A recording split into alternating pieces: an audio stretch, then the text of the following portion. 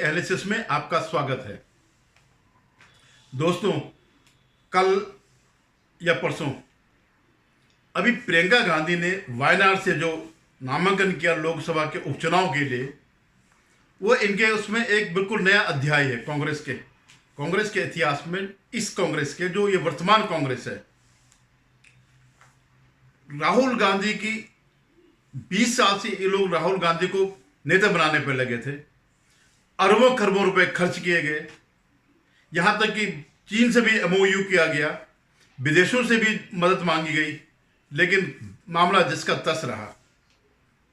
आप ये समझिए कि राहुल गांधी अभी तक के जो आजादी के बाद के जो चुनावी इतिहास है, उसमें कांग्रेस की जो तीसरी सबसे बड़ी हार हुई वो 2024 में हुई। दूसरी सबसे बड़ी जो हार हुई 2019 में हुई, और पहली सबसे बड़ी जो हार हुई वो 2014 में हुई। और ये वही कार्यकाल है, ये वही समय है जब राहुल गांधी के हाथ में देश का नेतृत्व, कांग्रेस पार्टी का नेतृत्व था। सोनिया गांधी की जिद थी कि जो है इस परिवार का, इस पार्टी का, परिवार और पार्टी में ज्यादा आप भेद मत समझिएगा, वही परिवार है, वही पार्टी है, इसका नेतृत्व रहे तो राहुल गांधी के पास रहे। और इसलिए 20 साल तक जो है इसमें इन्होंने अपने बर्बाद कर दिया, अपने करोड़ों अरबों रुपए खर्च कर दिए। अपने न हो है तो इसी देश के हैं, कैसे भी इन्होंने इकट्ठे किए होंगे, लेकिन किए हैं। लेकिन जिस तरह से प्रियंका गांधी को अभी जो इस नामांकन किया वायनाड से, जिस तरह से सोशल मीडिया में इन्होंने खुशखबरी फैलाई, उससे लग रहा है कि वो मान चुके हैं, अंततः मान चुके हैं कि राहुल गांधी के अंदर कोई नेतृत्व की क्षमता नहीं है। जो हम 20 साल से प्रयास कर रहे हैं उसका कुछ नहीं निकलने वाला है।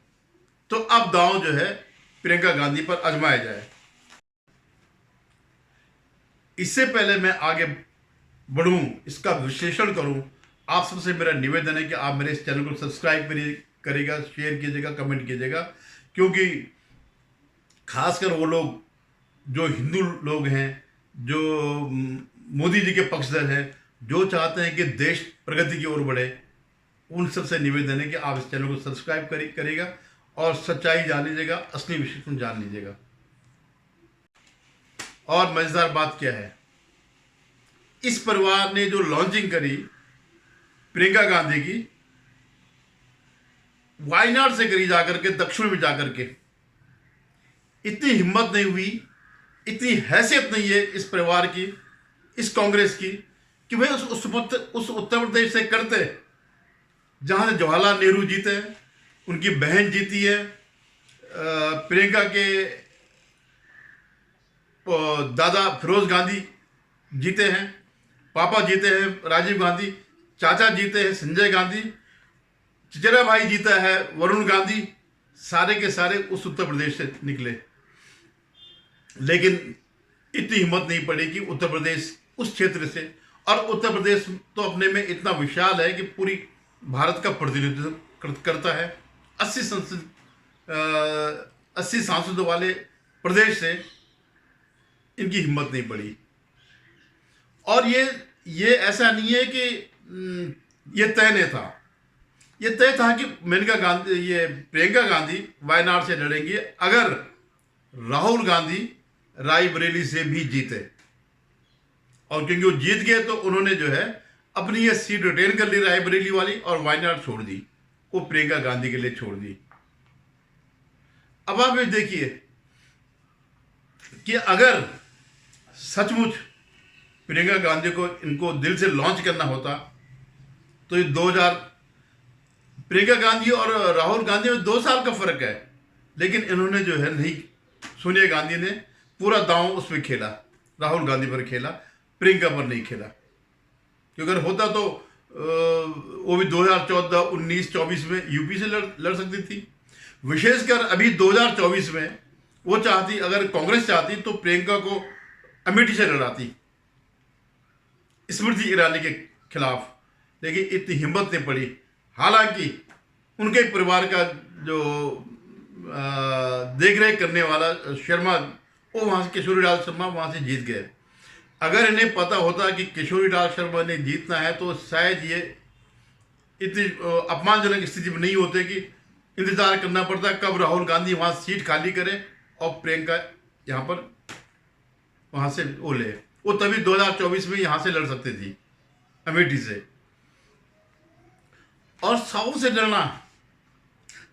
से लड़ना कोई वो नहीं है, जुर्म नहीं है, क्योंकि इंदिरा गांधी भी जब जब नॉर्थ में संकट आया इंदिरा गांधी के ऊपर तो वो भी साउथ में जाकर के लड़ी है, बेलारी से लड़ी है, और सोनिया गांधी भी पहले शायद वहीं से लड़ी है साउथ में जाकर के। ये आप देखो कि क्या इन्होंने वो किया। साउथ में कौन सी सीट ली? मुस्लिम बहुल सीट। अब आप सोच लीजिए कि कांग्रेस का चरित्र क्या हो गया। जो कभी उत्तर प्रदेश के क्या पूरे भारत की सबसे बड़ी पार्टी हुआ करती थी, जिसको हिंदू मुसलमान सिख ईसाई पारसी सबके वोट मिलते थे, आज वो सिर्फ मुस्लिम वोट पर डिपेंड हो गई। आज अपने परिवार या पार्टी के नए भाग्य विधाता के लॉन्चिंग के लिए वायनाड जाकर के उनको शरण लेनी पड़ी, एक मुस्लिम बहुल इलाके में जाकर शरण लेनी पड़ी। और ये जो है ये दिखाता है कि आप कुछ भी लॉन्च करिएगा, कैसे भी लॉन्च, किसी को भी लॉन्च करेगा, अब इसका भविष्य नहीं है भाई। यही है छुटपुट जो है। और अभी आप देखिए जिस फूलपुर से ये आते थे जवाहरलाल नेहरू, आज कांग्रेस की इतनी हैसियत नहीं रही कि विधानसभा की एक सीट फूलपुर वाली अखिलेश उनको दे, वो इनके हाथ से छीन ली। जबकि क्या है, टाई इनका गठबंधन है, 9 सीट में से एक भी सीट इनको नहीं दी जिसमें फूलपुर जैसी सीट है। तो हर कोई जानता है कि कांग्रेस ने अपने जमीन खो दी। और कांग्रेस में किसकी वजह से? राहुल गांधी की वजह से, जो उसका लगातार ये जो अपने राजनीतिक जीवन में लगातार एंटी हिंदू होकर के राजनीति करना, उसने इनकी जमीन खो दी हिंदुओं के बीच। ठीक है, आज के डेट में जो है वो मुसलमानों के सर्वमान्य नेता है। और आज माना जा सकता है कि जैसे आज़ादी से पहले जिन्ना की मुस्लिम लीग थी, आज ये कांग्रेस भी वही है। लेकिन क्या कांग्रेस सिर्फ एक 15-20% वोट पर ही निर्भर रह करके सरवाइव करेगी? बिल्कुल नहीं, क्योंकि इस पर दावेदार कई है। इसी मुस्लिम वोट पर, इसी 15-20% वोट पर इतनी पार्टियां हैं, इतनी पार्टी दावेदार हैं कि जो इनके इंडी गठबंधन के हिस्से हैं। और वो क्यों हिस्से हैं, क्यों इस गठबंधन के साझेदार हैं? सिर्फ इस वोट का विभाजन न हो, इसलिए ये सब जो है इसके वो है गठबंधन के हिस्से। और दूसरा क्या है कि ज़्यादातर इनमें से वही लोग हैं जो भ्रष्टाचार में लिप्त हैं और जिनकी राजनीति वहीं तक सीमित है। अभी मैं देख रहा था जब ये प्रियंका गांधी की जो ये एंट्री हो रही है, अच्छा इसमें तो दो राय नहीं है कि प्रियंका गांधी जीतेगी वहां से, क्योंकि उनका गढ़ इसलिए हो गया कि वहां मुस्लिम बहुल है, शायद मोर देन 50% वहां पर मुस्लिम है। तो जीत तो उसकी निश्चित होनी है, चाहे आप कहीं से भी आए। अगर आप ऐसे उसमें हैं, ऐसी जगह पर है जहां मुस्लिम बहुल है, तो कांग्रेस वहां पे सरवाइव करेगी। भले ही वहाँ के वामपंथी उनके खिलाफ चल रहे हैं। अपना पिछली बार भी उन्होंने राहुल गांधी के खिलाफ उठाया था, डी राजा की पत्नी ने, और इस बार भी कोई CPI का मतलब वाम मोर्चे का संयुक्त प्रत्याशी है।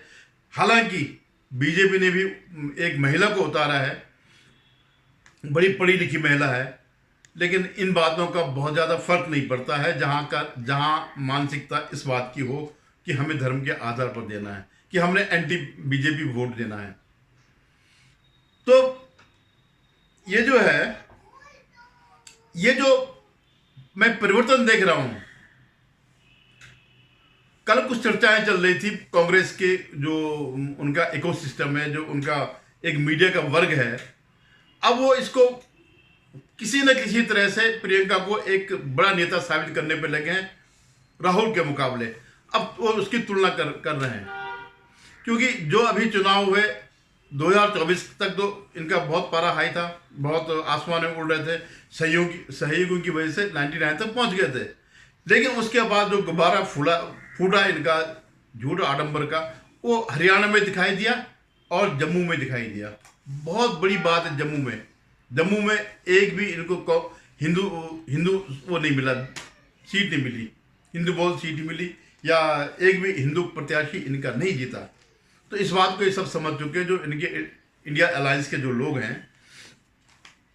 तो मैं ये कह रहा था कि जो इनका इकोसिस्टम है, अब वो प्रियंका को ज़्यादा बेहतर नेता के रूप में पेश कर रहा है। मैं कल उस टीवी 24 पे देख रहा था, अगर आप न्यूज़ 24 पे, जिसमें एक संदीप चौधरी, नहीं वो एबीपी में देख रहा था, पहले संदीप चौधरी एबीपी में आ गया है। संदीप चौधरी इसी ग्रुप का है, पहले ये न्यूज़ 24 में था तो वहाँ उसका भट्टा बढ़ा दिया, अब एबीपी में आ गया। तो वो जो उसने मंडली इकट्ठी कर रखी थी, वही मंडली जो राहुल गांधी को बहुत बड़ा नेता समझती थी, बहुत विवेकशील और बहुत दूर की सोच का बहुत बड़ा पॉलिटिशियन, जिसका आगे बहुत ज़्यादा भविष्य है और इस देश की बागडोर उसके हाथ में आएगी और देश जो है अमेरिका से भी आगे निकल जाएगा। वही लोग कल अब उसकी कंपैरिजन कर रहे थे राहुल गांधी से, और अब प्रियंका में खूबियां ढूंढ रहे हैं नहीं, लेकिन ढूंढ रहे हो, कोशिश कर रहे हैं। क्यों? क्योंकि इसी प्रियंका गांधी को यूपी की कमान दी गई थी चुनावों की, और वहां पर शून्य साबित हुई। 1 या 2 एमएलए और 1 अमेठी की सीट जब इसके नेतृत्व में यूपी की कमान दी गई थी, या कहीं भी अगर दी गई हो तो ऐसा नहीं कोई चमत्कारिक हो रहा हो। भाई इनका क्या है कि अब वो कल मैं देख रहा था, कांग्रेस वाले क्या खूबियां गिना रहे हैं। एक तरफ इंदिरा गांधी की फोटो दिखा रहे हैं, एक तरफ प्रियंका गांधी की, दोनों का कंपैरिजन करें कि दोनों की नाक एक किस्म की है, दोनों का चश्मा यहाँ पर है, दोनों के बाल ऐसे हैं, दोनों के उसमें, तो मतलब ये नहीं दिखा रहे कि इसका पॉलिटिकल क्या है कि बस दादी की तरह दिखती है। स्थिति अब यहाँ तक आ गई, क्योंकि गिनाने के लिए कोई गुण कांग्रेस के पास है ही नहीं, न राहुल गांधी के न प्रियंका गांधी के। राहुल गांधी को भी दौड़ता हुआ दिखा रहे, कभी दिखाते थे कि मैकेनिक के बीच काम कर रहा है, कभी दिखा रहे को खेतों में जा रहा है। तो ये कोई बड़ी बात नहीं है, ये शर्म की बात है। आप राजनीति में हैं, आपको पता नहीं है कि खेती कैसे होती है, आपको पता नहीं है कि रेलवे के लिए क्या करता, आपको ये पता नहीं है कि मैकेनिक क्या करता।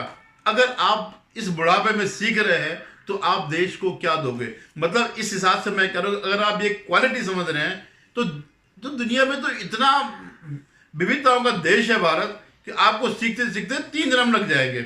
जिस ढंग से आप कभी कुली पे, कभी मैकेनिक पे, कभी ट्रैक्टर वाले के पास बैठ रहे, कभी कुछ बैठ रहे, अगर आपके हिसाब से ये वो है प्रधानमंत्री बनने की काबिलियत, तो फिर तो कभी भी राहुल गांधी बात मैं नहीं कर रहा हूं, मैं पूरी कांग्रेस की बात कर रहा हूं जिनकी ये मानसिकता है। तो ये देखिएगा, अब आपने देखा इसका प्रभाव, आप देख रहे हैं हरियाणा चुनाव के बाद। अब राहुल गांधी की दुर्गति देखिएगा, यूपी में आपने देख लिया 9 की 9 सीट उन्होंने जो है समाजवादी पार्टी लड़ रही, और ऐसे ही कहने को कि यहाँ पे इंडिया गठबंधन लड़ रहा है, यहाँ कोई पार्टी नहीं लड़ रही। इंडिया गठबंधन के सिंबल पर सभी लोग समाजवादी पार्टी के सिंबल पर पूरा इंडिया गठबंधन लड़ रहा है। कौन पूरा इंडिया गठबंधन कौन है? यहाँ पर कौन है गठबंधन में? कांग्रेस और समाजवादी पार्टी यूपी में। अगर सचमुच ऐसा कुछ होता तो महाराष्ट्र में क्यों नहीं लड़ रहे भाई? अजीत पवार की पार्टी के सिंबल पे क्यों, शरद पवार की पार्टी के सिंबल पे क्यों नहीं सारे 288 लोग लड़ रहे हैं? या उद्धव ठाकरे के उसमें क्यों नहीं लड़ रहे? या वहां पर कांग्रेस अगर अपने को समझती है सबसे बड़ी पार्टी, तो क्यों नहीं कांग्रेस के सिंबल पर सारे इंडिया गठबंधन के लोग लड़ रहे हैं? लेकिन सिर्फ ये है कि अब जनता के बीच ऐसा संदेश न जाए कि ये लोग आपस में लड़ रहे हैं। हालांकि जनता तो देख रही है, इतनी बेवकूफ़ भी नहीं है कि उनको पता भी नहीं चल रहा है कि इन पे क्या जूतन बाजार चल रही है, चाहे उत्तर प्रदेश में हो चाहे महाराष्ट्र में हो। जो इनकी लड़ाइयाँ हैं वो सब सामने दिख रही है। तो मेरा कहने का मतलब ये है कि इकोसिस्टम ही वो देता है। बल्कि कुछ समय से शायद 2019 के बाद से ही जो इनका इकोसिस्टम है उससे राहुल गांधी से किनारे करने लग गया था, क्योंकि जब वहाँ बड़ी प्रचंड जीत हुई थी बीजेपी की, तो उनको सब ने सारा दोष राहुल गांधी को देना शुरू कर दिया था कि राहुल गांधी इस काबिल नहीं है कि बीजेपी से टक्कर ले, इस काबिल नहीं है कि उनसे टक्कर ले। और अभी राहुल गांधी के पास क्या चीज़ें हैं? अडानी अडानी अडानी, और चीन चीन चीन, जिनपिंग जिनपिंग, और ये सब, या बाहर जाकर के, विदेशों में जाकर के भारत के खिलाफ बोलना। अब अडानी अडानी, जिस अडानी का पूरा वो करते थे, उसने 100 करोड़ इनके मुंह पे मार दिए, लेप। अब ये, और वो भी ओपन, एक सोसाइटी के जरिए। अब ये भी इन लोगों को इसका जवाब देना बड़ा मुश्किल पड़ रहा है। जिस अडानी की तुम लोग ऐसा लगातार करते थे, उसकी खिलाफत करते, उसके 100 करोड़ कैसे ले लिए? और एक्चुअली क्या है कि जब से इनका ये वाला भांडा फूटा, ये किसान आंदोलन और ये पहलवान आंदोलन जिस तरह से फ्यूज हुआ, अब इनको बाहर से फंडिंग मिलनी बंद हो गई। ना कोई सोर्स दे रहा, ना कोई एनजीओ दे रहा, कोई नहीं दे रहा। तो अब इनको अल्टीमेटली अपने देश के पूंजीपतियों के शरण में जाना पड़ा। ऐसा नहीं कि नहीं देते थे, सारे देते। ये जो अय्याशी करके जो घूम रहे हैं, north to south, west east to west, तो ये सब जो यात्राएं जो चल रही हैं, एसी कंटेनर में चल रहा है, ये सब चल रहा है, तो ये पैसा भी तो इन्हीं का है। सारा का सारा बुक उसने थोड़ी दिया होगा, सोरोस ने। तो 2019 से के चुनाव के बाद से थोड़ा सा ये सब हो गया था, लेकिन 2024 आते आते जब इन्होंने पीक पे अपना झूठ फैलाना शुरू कर दिया, जब रिजल्ट जब आए, तो फिर राहुल गांधी को नेता मान लिया। लेकिन वो मुलम्मा जैसे उतरा हरियाणा और जम्मू कश्मीर के चुनाव से, अब ये लोग भी समझ गए, क्योंकि जो इकोसिस्टम है उसको इनकी इतनी चिंता नहीं है, उनको चिंता अपनी है, अपनी ज़्यादा चिंता है। जो इन्होंने पहले कांग्रेस राज में मजे किए, यूपी राज में मजे किए, वो अब नहीं हो रहा। अब दलाली नहीं मिल रही। अब किसी पत्रकार को विदेशों में हवाई जहाज से नहीं ले जाया जा रहा, वहां पर वो उनकी वो मेहमान नवाजी उनको नहीं मिल रही है दूतावासों से। अगर जाना है तो अपने पैसों से जाइए, खाना है तो अपने पैसों से खाइए, शराब वहां से महंगी महंगी शराब लानी है तो खुद खर्च कीजिए और ये सब कीजिए। या जो सत्ता की जो गलियारों में जो दलाली मिलती थी आर्म्स डील की, अब आपने देख लिया होगा कि आर्म्स डील बिल्कुल बंद हो गई।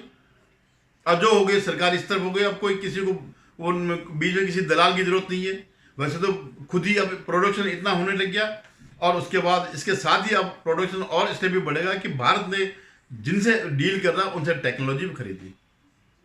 तो अब एक नया दौर कांग्रेस में शुरू हो गया, इसको डंप करने का, और प्रियंका की स्तुति पे जो है प्रियंका चालीसा पढ़ने का।